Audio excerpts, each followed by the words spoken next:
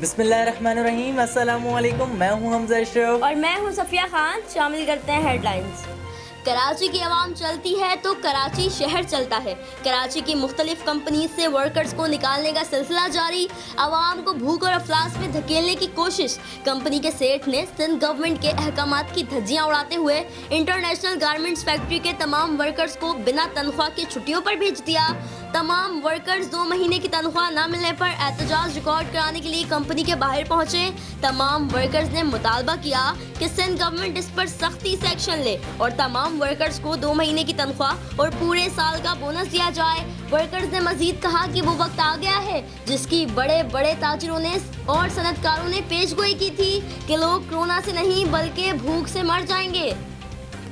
وزارت ریلوے نے 10 مئی سے محدود ریلوے آپریشن شروع کرنے کا اعلان کر دیا۔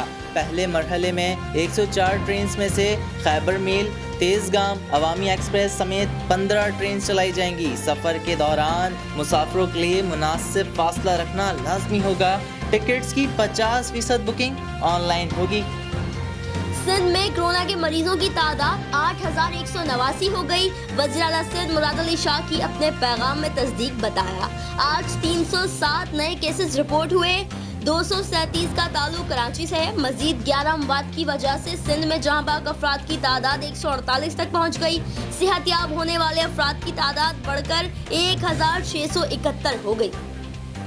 جنا اسپتال کراچی میں کل سے کورونا مریضوں کے علاج کے لیے پلازما تھراپی شروع کرنے کا فیصلہ۔ جنا اسپتال اور NIBD میں باہمی مفاہمت کی یادداشت پر دستخط۔ جنا اسپتال کی ڈاکٹر سمی جمالی اور NIBD کی جانب سے پروفیسر طاہر شمسی نے دستخط کیے۔ پروفیسر طاہر شمسی کا کہنا ہے کہ مریضوں کو 4 گھنٹے تک پلازما لگایا جائے گا۔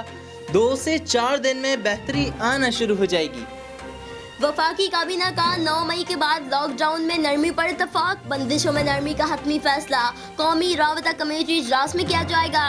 وزیر اعظم عمران خان کی زیر صدارت کابینہ اجلاس میں پائیدار ترقی اہداف پروگرام کی کابینہ ڈویژن منتقلی کی منظوری۔ کابینہ کمیٹی برائے قانون سازی میں فیصلوں کی توثیق۔ 61 فوڈ اور نان فوڈ آئٹمز کو PSQCA کی کنٹرول لسٹ میں شامل کرنے کی بھی منظوری۔ وفاقی کابینہ اراکین کا اپنی تنخواہ کورونا ریلیف فنڈ میں دینے کا اعلان۔ وزیر اطلاع شبلی فراز کے اپوزیشن پر وار۔ کہا مریم اورنگزیب نے گزشتہ روز اپنی پریس کانفرنس میں غصے کا اظہار کیا۔ نون لیگ کے منصوبے اپنے ذاتی فائدے کے لیے تھے۔ شہباز شریف کمپیوٹر پہ بیٹھ کر باتیں تو لندن میں بھی کر سکتے تھے۔ پیپلز پارٹی اپنی بری کارکردگی کی وجہ سے سندھ تک محدود ہو گئی۔ اب ڈر ہے کہ صرف لاڑکانہ تک ہی محدود نہ ہو جائے۔ فی الوقت اتنا ہی۔ مزید خبروں اور اپڈیٹس کے لیے وزٹ کریں ہماری ویب سائٹ CSNlive.tv۔ اس کے علاوہ آپ ہمیں فیس بک اور ٹویٹر پر بھی جوائن کر سکتے ہیں۔ دیکھتے رہیے CSN۔